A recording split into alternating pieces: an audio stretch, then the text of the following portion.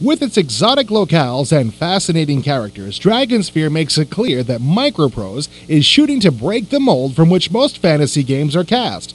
What's surprising, however, is just how successful they've been. Right from the outset, the game has a lot going for it.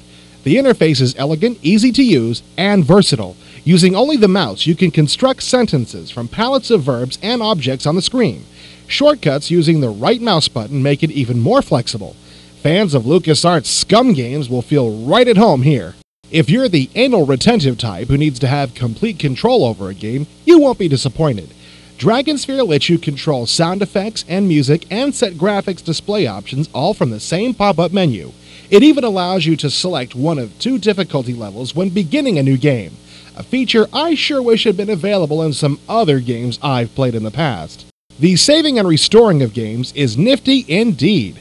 Like many recent MicroProse releases, not only can you save a game at any point, when you exit a game, you can quickly get back to where you left by selecting Resume Game from the main menu.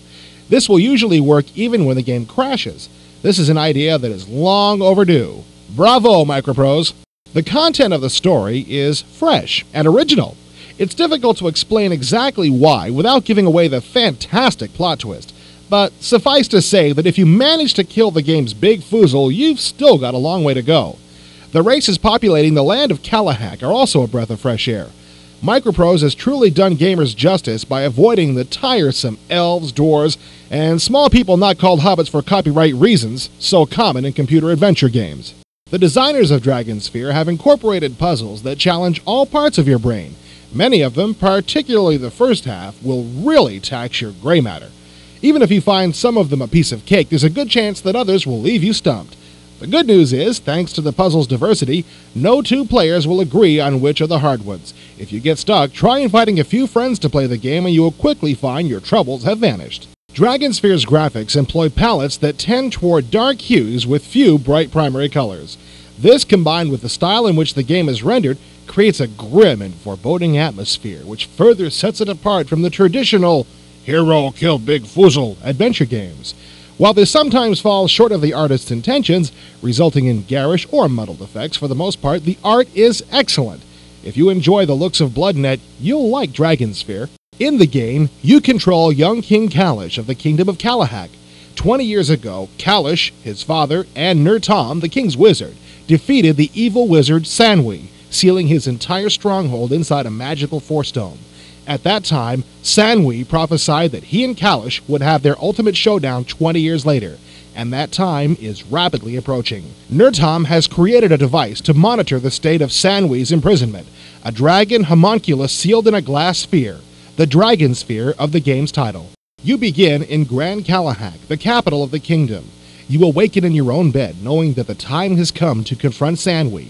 The Dragonsphere has begun to show signs of cracking, indicating that the evil sorcerer is stirring from his 20-year slumber. After a brief exploration of your castle, you're off. On exiting the castle's courtyard, you access a screen that lets you travel to 5 locations in the Kingdom of Callahach. Except for Gran Callahach, where you begin, each location has a series of puzzles to be solved.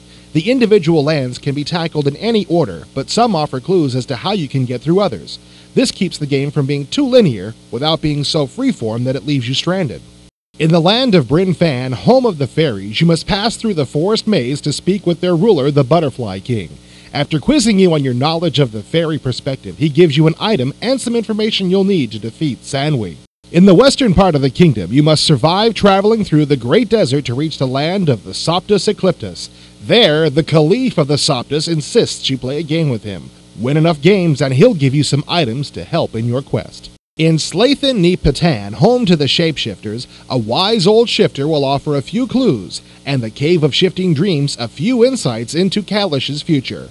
The scenery, populated with shifters who have assumed a variety of forms, makes Slathan one of the creepier locations in the Dragonsphere. Finally, you must pass through the force field surrounding Sanwe's tower to defeat your nemesis. This is no mean feat, as there are numerous obstacles to reaching the tower, and then you've got to find him. Sanwe's tower alone should provide several hours of gameplay for all but the most talented adventurers. If I had 3 wishes, I'd wish for world peace, a Silicon Graphics workstation, and a really excellent adventure game. And if the genie had to be Dragonsphere, I'd consider that wish well fulfilled.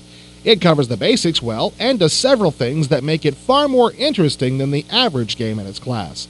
Now, if I only had that SGI, I could make do without world peace.